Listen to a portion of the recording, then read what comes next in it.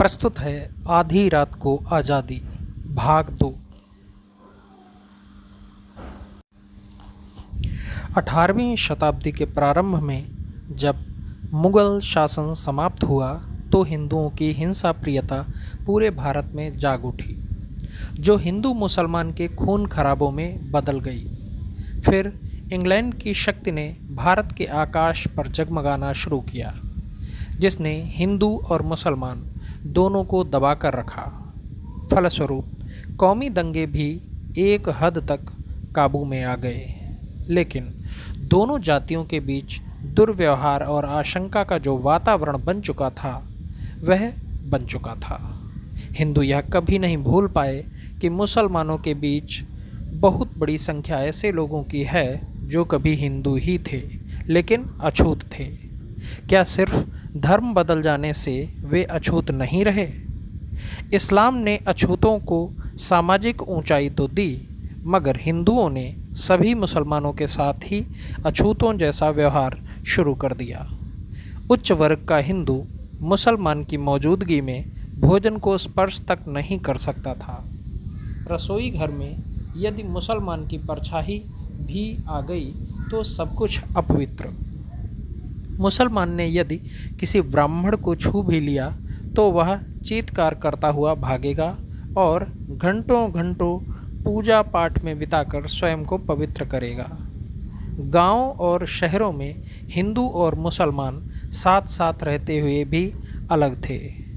आमतौर पर आबादी के बीच से गुजरने वाली सड़क के एक तरफ हिंदू रहते, दूसरी तरफ मुसलमान। किसी का भी अपने क्षेत्र को छोड़कर दूसरे क्षेत्र में रहना खतरे से खाली न होता। वैसे ऊपरी तौर पर दोनों समाज आपस में मिलते जुलते अवश्य थे।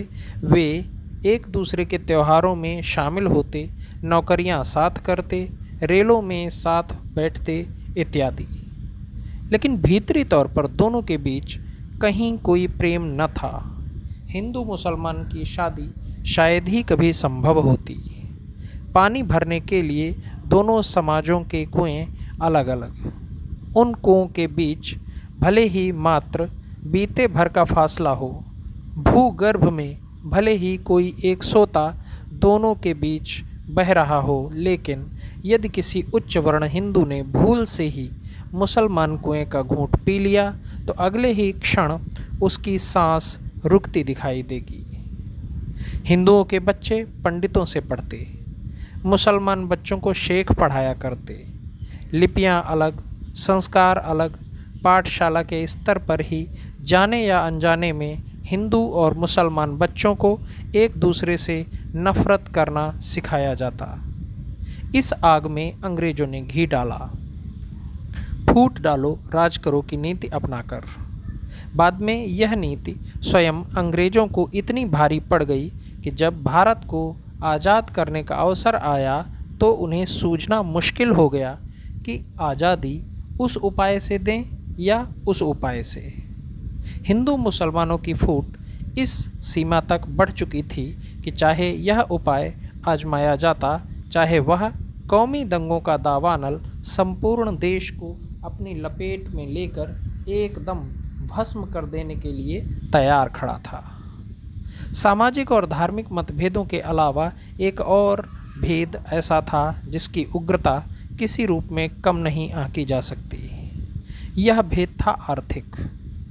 अंग्रेजी शिक्षा और पश्चिमी हवा ने भारत को एक नए आर्थिक मोड़ पर ला खड़ा किया था। अनेक नए आर्थिक अवसर जनता के सामने थे। मुसलमानों की तुलना में हिंदुओं ने उन अवसरों का बहुत अधिक लाभ उठाया। 1857 के गदर में मुसलमानों ने ज़्यादा महत्व के रोल अदा किए थे। कुछ इस कारण भी अंग्रेज़ों ने मुसलमानों को आर्थिक अवसर कम दिए। अंग्रेज़ों ने सामाजिक मेलजोल तो मुसलमानों के साथ ज़्यादा रखा, किंतु आर्थिक अवसरों का लाभ अक्सर हिंदुओं को लेने दिया। भारत के बड़े से बड़े व्यापारी, दुकानदार, पूंजीपति, उद्योगपति, बीमा व्यवसायी हिंदू थे। पारसियों ने भी हिंदुओं के साथ अच्छी होड़ ली थी। मुसलमान पिछड़ गए। कुरान ने भी आदेश दे रखा है कि ऊंची ब्याज दरों पर धन का लेन देन करना इस्लाम के खिलाफ माना जाए।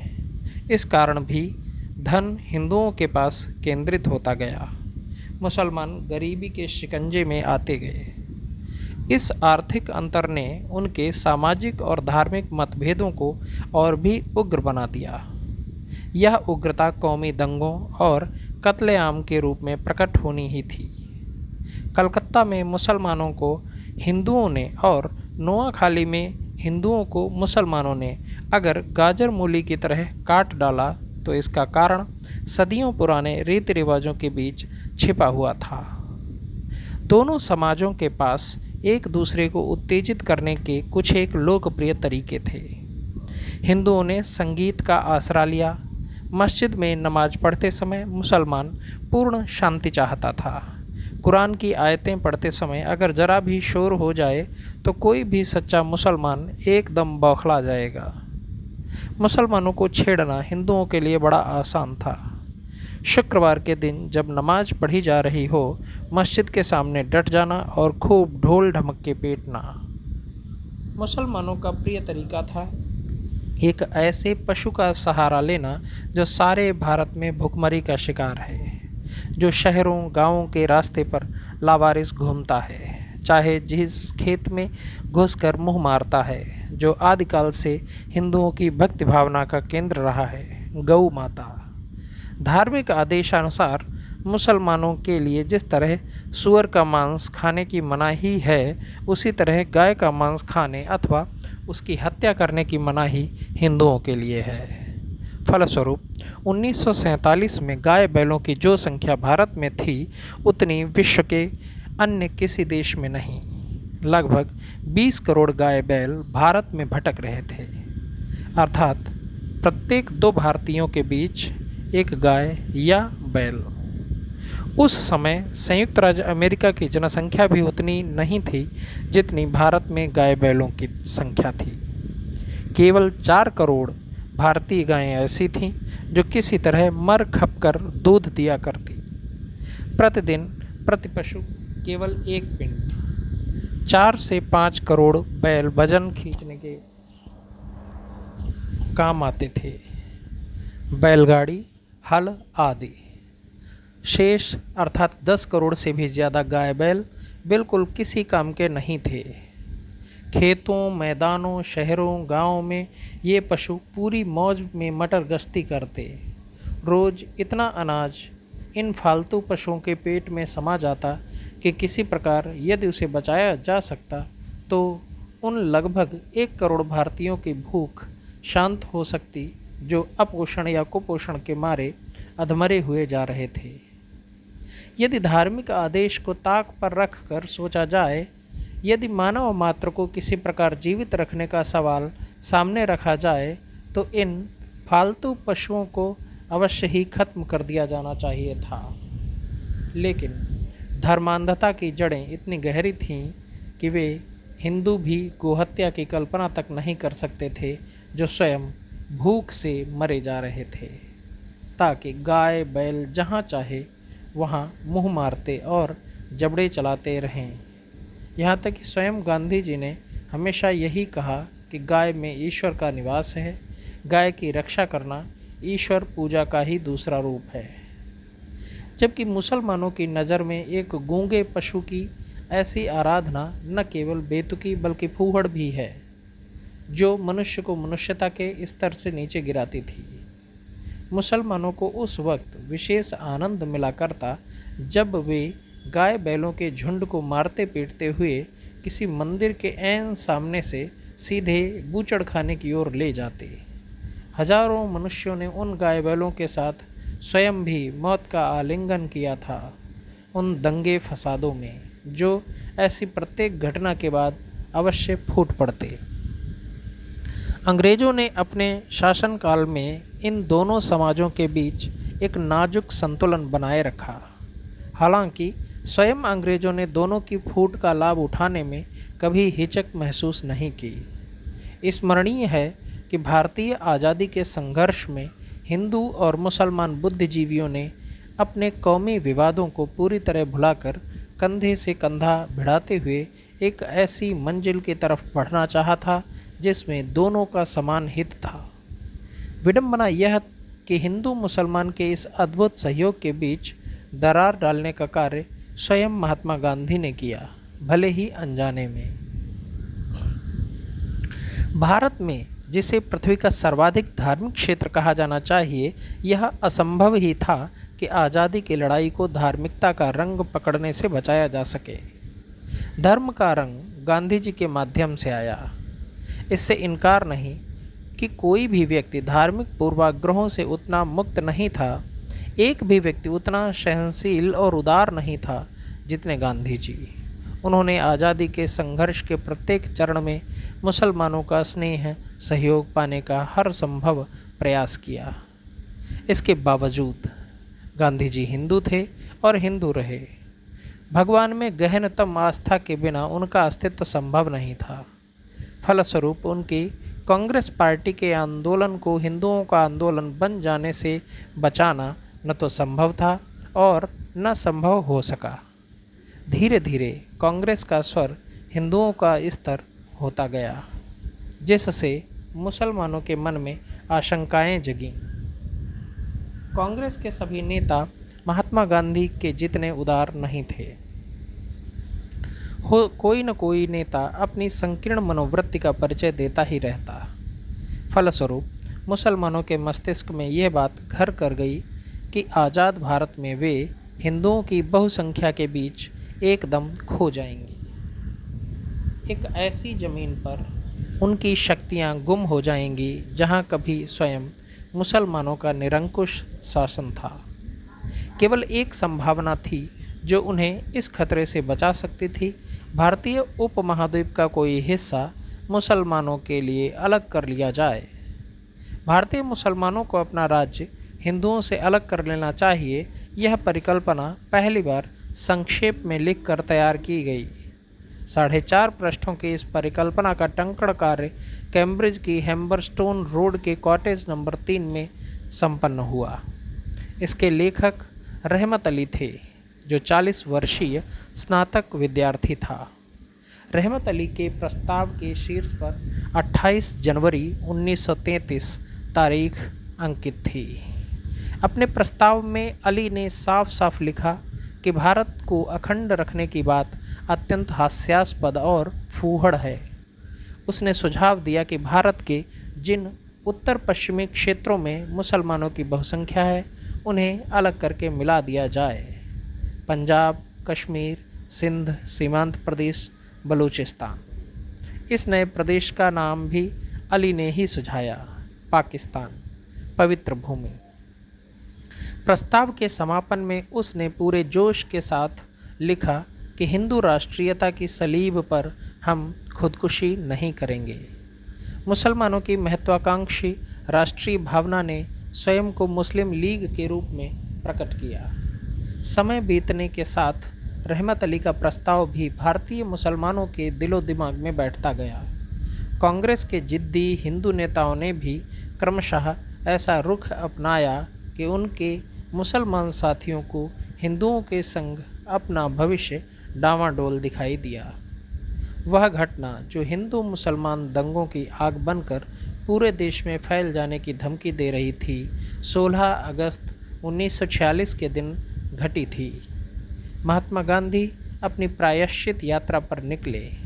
उसके ठीक 5 माह पहले उसकी भूमि थी वह शहर जिसे अंग्रेज साम्राज्य का दूसरा शहर कहा जाता था और जो हिंसा या क्रूरता के क्षेत्र में अपना सानी नहीं रखता था, महानगर कलकत्ता। जैसा कि कलकत्ते के संभ्रांत निवासियों के बीच कहा जाता था, इस धरती पर नरक जैसा जीवन अगर किसी का था तो उस अछूत का जो कलकत्ता की झोपड़पट्टी में पैदा हुआ। वहाँ लोग जिस तरह ठूस ठूस कर रहते थे, उस तरह दुनिया के किसी अन्य हिस्से में नहीं। दुख, दर्द और गंदगी के जो परनाले वहाँ बहते थे, वैसे परनाले साक्षात नर्क में भी ढूंढे से न मिलते। हिंदू और मुसलमान वहाँ एक दूसरे के साथ खूब गिचपिच होकर रहते थे। इसके बावजूद सामान्य विवेक और औपचारिक स्नेह का नाता भी उनके बीच नहीं था। 16 अगस्त की सुबह धार्मिक नारे लगाते मुसलमानों की टोलियां अचानक अपनी झोपड़ियों से निकलीं। छुरे, चाकू, तलवारें, लोहे की छड़ें, ऐसे कोई भी हथियार जो इंसान की खोपड़ी तोड़ सकते हों, उनके हाथों में चमक रहे थे। ये मुसलमान मुस्लिम लीग की ललकार के अनुसार बाहर निकलते थे। मुस्लिम लीग ने 16 अगस्त को डायरेक्ट एक्शन का दिन मुकर्रर किया था, ताकि इंग्लैंड और कांग्रेस पार्टी के सामने साबित किया जा सके कि मुसलमान पाकिस्तान लेकर रहेंगे। ज़रूरी हुआ तो इसके लिए किसी भी सीमा तक डायरेक्ट एक्शन करने से भी नहीं चूकेंगे। उन मुसलमान टोलियों ने जो भी हिंदू दिखाई दिया उसे मार डाला और शव शहर के खुले गटरों में फेंक दी। पुलिस के हाथ पांव फूल गए। जल्द ही शहर के दर्जनों स्थानों से काले धुएं के खंभे आकाश में उठ उठ कर डोलने लगे। हिंदुओं की बस्तियां खाक हो रही थीं। बाजार धू धू कर जल रहे थे। हिंदू क्यों पीछे रहते?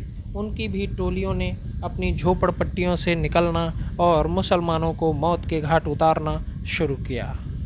कलकत्ता ने अपने अब तक के इतिहास में उतने बुरे 24 घंटे कभी नहीं देखे थे, जब मनुष्य मानवता को भूलकर राक्षसों से भी बदतर हो गया। हुगली नदी कितनी लाशों को बहाकर समुद्र में ले गई, कोई हिसाब नहीं। शहर की सड़कें, गलियां भी डरावनी विभत्स लाशों से अटी पड़ी थीं। सब जगह जो कमज़ोर और असहाय थे, उन्हीं पर सबसे अधिक अत्याचार हुए। जब तक नरसंहार खत्म होता, शहर पर गिद्ध अपना अधिकार जमा चुके थे। गिद्धों की डरावनी टोलियां आकाश में मंडरा रही थीं। जहां भी लाशें दिखतीं, वे झपट्टे मारकर नीचे आतीं। उनके लिए वह पिकनिक का दिन था। शहर में 6000 लोग मारे गए थे।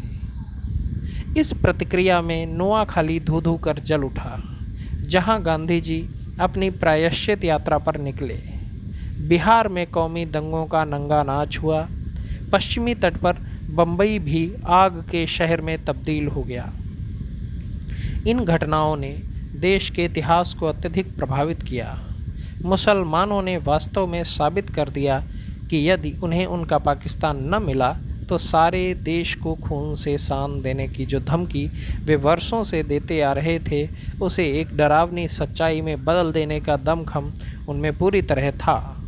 जिस विभत्स से दृश्य की कल्पना से ही गांधी जी के रोम सिहरते रहे थे, वह दृश्य अचानक मात्र गीदड़ भभकी न रहकर एक नंगी सच्चाई बन गया, गृह युद्ध। और वह महात्मा नोआखाली में अपनी प्रायश्चित यात्रा पर निकल पड़ा। नोआखाली, जहां उन दिनों केवल जंगल का कानून चल रहा था। ठंडे और तेज दिमाग का एक और व्यक्ति था, एक जिद्दी वकील, जो पिछली चौथाई शताब्दी से गांधी जी का प्रमुख मुसलमान दुश्मन बना हुआ था, मोहम्मद अली जिन्ना। उसने तुरंत भांप लिया कि उस विभत्स दृश्य अब वह एक औजार के रूप में उपयोग कर सकता है, भारत के टुकड़े करने का औजार। जिन्ना के अपने लोगों द्वारा लिखे गए इतिहास को यदि छोड़ दें तो अन्य कोई इतिहासकार उस व्यक्ति को वह जगह देने के लिए सहसा प्रस्तुत न होगा जो कि उसका अधिकार होना चाहिए, उसकी शानदार उपलब्धियों को देखते हुए। इतिहास के ऐसे पक्षपात के बावजूद कोई माई का लाल इससे इनकार नहीं कर सकता कि उन दिनों भारत के इतिहास की चाबी न गांधी के हाथ में थी और न किसी के और के हाथ में, बल्कि वह जिन्ना के हाथ में थी। जिन्ना मुसलमानों का मसीहा था, जिद्दी और कठोर। अपने लोगों को वह एक ऐसी धरती पर ले गया जिसे वे खुद की धरती कहकर खुश हो सकते थे। वह जिन्ना ही था जिसने वह समस्या खड़ी की जो रानी विक्टोरिया के प्रपौत्र को वायसरॉय के रूप में भारत पहुंचने पर भारी परेशानी में डालने वाली थी। अगस्त 1946 में बम्बई से बाहर लगे एक तंबू में जिन्ना ने मुस्लिम लीग के समर्थकों के सामने स्पष्ट किया था कि डायरेक्ट एक्शन यानी सीधी कार्रवाई का अर्थ क्या है। उसने घोषणा की थी कि अगर कांग्रेस भारत के मुसलमानों को युद्ध के लिए ललकार रही है तो इसका जवाब देने के लिए हम शहर सामने आएंगे। हम भारत को बांट कर रहेंगे, जिन्ना ने कसम खाई थी, या फिर हम इसे नष्ट कर देंगे। भारत को भगवान भरोसे छोड़ दो। लंदन, जनवरी 1947। शायद आपको पता हो, लुई माउंटबेटन ने कहा, मुझे एक घोर संकट में फंसाया जा रहा है। बकिंघम पैलेस की बैठक में वे दो व्यक्ति बड़ी आत्मीयता के साथ मौजूद थे। वे दोनों जब भी अकेले होते उनके बीच औपचारिकता की कहीं कोई परछाई न रहती। चाय की चुस्कियां लेते वे अगल बगल बैठे थे, जैसे बरसों के बिछड़े दो सहपाठियों के बीच अचानक मुलाकात हुई हो। माउंटबेटन के स्वर में आज एक खास तरह की ताजगी थी। ताजगी या तनाव, शायद दोनों। वह अपने दूर के भाई सम्राट जॉर्ज छठवें के सामने बैठा हुआ था। भारत का वायसरॉय बनने से बचने के लिए अगर कोई आखिरी अपील की जा सकती थी तो जॉर्ज के सामने। भारत का सम्राट कौन था? जॉर्ज ही ना। जब तक कि उसकी हाँ न होगी तब तक माउंटबेटन को जबरन भारत का वायसरॉय बना देने की शक्ति दुनिया के किसी व्यक्ति में नहीं। वह नौजवान एडमिरल अपने सम्राट के मुंह से हाँ सुनने के लिए उत्सुक नहीं था। जंजाल। ओह हाँ, मुझे मालूम है। सम्राट के होठों पर एक सौम्य मुस्कान खेल गई। प्रधानमंत्री जी मुझसे मिल चुके हैं और मैंने हाँ कह दी है। आप सहमत हो गए? माउंटबेटन ने आश्चर्य और अविश्वास से पूछा। लेकिन क्या आपने सोच कर देखा कि अगर मैं सदैव सोच समझकर ही निर्णय लेता हूँ, सम्राट ने पुलकित स्वर में उत्तर दिया। लेकिन माउंटबेटन ने कहा, यह बड़ा खतरनाक मामला है। वहाँ की समस्याएं इतनी जटिल हो चुकी हैं कि उन्हें सुलझाना किसी के बूते में नहीं। मैं आपका भाई हूँ। यदि मैं वहाँ बुरी तरह विफल रहा तो सोचिए आपको कितनी बदनामी झेलनी पड़ेगी। लेकिन यदि ऐसा न हुआ, सम्राट ने उत्तर लौटाया, यदि तुमने वहाँ शानदार सफलता पाई, दुनिया में मेरा कितना नाम होगा, जरा तुम सोचो। आह, माउंटबेटन के मुंह से निश्वास निकल गया। आप आवश्यकता से अधिक आशावादी हैं। बकिंघम पैलेस के उस अंतरंग कक्ष में सन्नाटा छा गया। सहसा माउंटबेटन ने महसूस किया कि उसके भाई के विचार में अंतर आ रहा है। वैसे मैंने सोचा नहीं था कि ऐसा होगा, सम्राट ने विद्रूप के स्वर में शुरू किया। जब तुम दक्षिण पूर्वी एशिया में लड़ रहे थे, मैंने हमेशा यही सपना देखा कि यहाँ से उड़ूंगा और वहाँ तुमसे मिलूंगा, फिर भारत जाऊंगा। विंस्टन ने अड़ंगे डाले और कार्यक्रम बन ही न पाया। तब मैंने सोचा कि युद्ध खत्म होने पर तो अवश्य ही भारत की सैर करूंगा। लगता है यह सपना कभी पूरा होने वाला नहीं। कैसी विडंबना है, मैं भारत का सम्राट हूँ, जबकि मैं वहाँ एक बार भी नहीं गया। अब वहाँ का सम्राट पद मैं खोने वाला भी हूँ, यहीं लंदन के इस महल में बैठे बैठे। खूब। वास्तव में जैसा कि भविष्य में बदा था, जॉर्ज छठवें को भारत की सुप्रसिद्ध भूमि पर पैर रखे बिना न केवल सम्राट पद खोना था, बल्कि मृत्यु का ही वर्ण कर लेना था। वह भारत का एक ऐसा सम्राट था जिसके स्वागत में भारत भूमि पर कभी शेर के शिकार का आयोजन नहीं हुआ, न सोने चांदी से मढ़े हाथियों की परेड ही उसके सामने से गुजरी। जवाहरात पहने चमचमाते महाराजाओं की कोई कतार उसके अभिवादन में झुकी नहीं। इतिहास में जॉर्ज छठवें को एक ऐसे सम्राट के रूप में याद किया जाता था जो सिंहासन पर आते समय पृथ्वी की 5 करोड़ 20 लाख वर्ग मील सूखी धरती में से 1 करोड़ 60 लाख वर्ग मील धरती का किसी न किसी रूप में स्वामी था। लेकिन ज्यों-ज्यों समय बीता, यह दिव्य साम्राज्य टूटता और सिमटता चला गया। सिकंदर, चंगेज खां, नेपोलियन, दुनिया का कोई ऐसा सम्राट नहीं जिसकी विजय पताका इतने विराट क्षेत्र पर फहरी हो, जितने विराट क्षेत्र का स्वामित्व जॉर्ज छठवें को सिंहासन पर आते समय सौंपा गया। किंतु उसी जॉर्ज छठवें ने जब मृत्यु का वर्ण किया तो वह सम्राट केवल एक सामान्य शासक के लघु आकार में सिमट चुका था। इतने छोटे प्रदेश का शासक कि वैसे राज्य तो यूरोप में एक नहीं अनेक भरे पड़े थे। मुझे मालूम है कि अब मैं सम्राटों का सम्राट बना नहीं रह सकता। इतनी बड़ी इस चीज़ को अब टूटना ही है। जॉर्ज छठवें ने एक जगह लिखा है, लेकिन यदि भारत के साथ बिल्कुल कोई रिश्ता कायम न रहा तो मुझे गहरा धक्का पहुंचेगा। साम्राज्य को सिमटना है तो सिमटे, लेकिन जो निहायत खूबसूरत बातें इसके तहत संभव हुई हैं, क्या उनका बिल्कुल कोई भी संबंध साम्राज्य के साथ शेष नहीं रहना चाहिए? साम्राज्य चाहे कितना ही संक्षिप्त क्यों न हो चुका हो। स्वतंत्रता के बाद भारत ने यदि कॉमनवेल्थ में शामिल होने से मना किया तो यह अत्यधिक सदमे की बात होगी, जॉर्ज का मत था। जॉर्ज छठवें की आशाएं कॉमनवेल्थ के माध्यम से शायद सचमुच रूपित हो सकती थीं।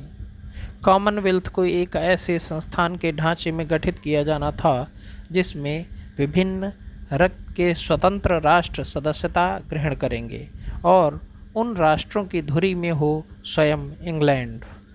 इस प्रकार साम्राज्य के उस सीमा तक सिमट जाने के बाद भी विश्व की राजनीति का खेल इंग्लैंड के प्रभाव में थोड़ा बहुत तो जारी ही रखा जा सकता था। लंदन की आवाज़ मानी जाएगी, वह लंदन को जो सदियों तक पूरे विश्व की सांस्कृतिक, आध्यात्मिक, आर्थिक और राजनैतिक राजधानी बना रहा। साम्राज्य की दिव्यता भले ही लुप्त हो जाए, लेकिन लोगों को यह निरंतर याद रहना चाहिए कि कभी यह साम्राज्य कितना दिव्य था।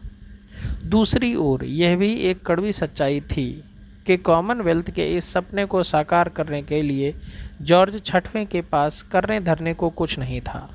उसका दूर का भाई लुई माउंटबेटन अवश्य कुछ, बल्कि काफ़ी कुछ कर सकता था। दूसरी ओर कॉमनवेल्थ की परिकल्पना के साथ माउंटबेटन की पूरी सहमति थी। शाही परिवार के किसी भी व्यक्ति ने पुराने साम्राज्य में उतनी अधिक यात्राएं नहीं की थीं जितनी माउंटबेटन ने। वह केवल जबरदस्त यात्री नहीं, बल्कि जबरदस्त राजनैतिक विचारक भी था। इस नाते वह जानता था कि अंग्रेज साम्राज्य की मौत होनी ही है। इस मौत पर वह बेहद दुखी था, लेकिन उसे मालूम था कि उसके दुखी होने या न होने से अब कोई फर्क नहीं पड़ने वाला। बकिंघम पैलेस के उस अंतरंग कक्ष में बैठे रानी विक्टोरिया के उन दो प्रपौत्रों ने एक गुप्त निर्णय कर लिया। कॉमनवेल्थ के निर्माण पर इंग्लैंड की भावी आशाओं के लिए लुई माउंटबेटन को अब प्रचारक दूत जैसा काम शीघ्र शुरू कर देना था। एक तरह से देखें तो भारत के अंतिम वायसरॉय की कुर्सी के लिए कोई भी व्यक्ति उतना योग्य नहीं था जितना माउंटबेटन। अपनी इस योग्यता का पहला सार्वजनिक प्रदर्शन उसने उस वक्त किया था जब उसका नामकरण समारोह हो रहा था और उसे बड़ी हसरतों के साथ रानी विक्टोरिया की गोद में बिठाया गया था। उस वक्त वह अपनी नन्ही सी मुट्ठी के एक ही वार में उसने रानी की शाही नाक पर चढ़े चश्मे को उतार फेंका था। रानी जिसका कि वह प्रपौत्र था। उसी रानी विक्टोरिया के साम्राज्य का पानी उतारने के लिए अब वह भारत का वायसरॉय बनकर रवाना होने वाला था। 1943 में विंस्टन चर्चिल को किसी ऐसे परिश्रमी नौजवान की ज़रूरत थी जिसे दक्षिण पूर्वी एशिया का सुप्रीम एलाइड कमांडर बनाया जा सके। इस पद के लिए चर्चिल द्वारा जब माउंटबेटन को चुना गया तो उसकी उम्र मुश्किल से 43 साल थी। पद संभालते ही जो जिम्मेदारी उसके कंधों पर आई और जो अधिकार उसे सहज मिल गए, उसकी तुलना मात्र आइजनहावर से हो सकती थी। ड्वाइट आइजनहावर भी उन दिनों अन्य क्षेत्रों में सुप्रीम एलाइड कमांडर थे। एशिया के लंबे चौड़े फैलाव में बसी 12 करोड़ 80 लाख की आबादी का चार्ज अब माउंटबेटन के जिम्मे था। जैसा कि माउंटबेटन ने बाद में याद करते हुए लिखा, वह एक ऐसा कमांड था जिसमें किसी भी प्रकार की सुविधा अथवा विजय की संभावना नहीं थी। आत्मबल डूब रहा था। भयानक मौसम, भयानक दुश्मन, भयानक पराजयों का सिलसिला। अनेक अधिकारी जो माउंटबेटन के हाथ के नीचे आ गए, उम्र में उससे 20-20 वर्ष बड़े थे और रैंक में 3-3, 4-4 रैंक ऊंचे। उन्हें प्रभावित किए रहना आसान नहीं था। सीमांतों और मोर्चों पर स्वयं मौजूद रहकर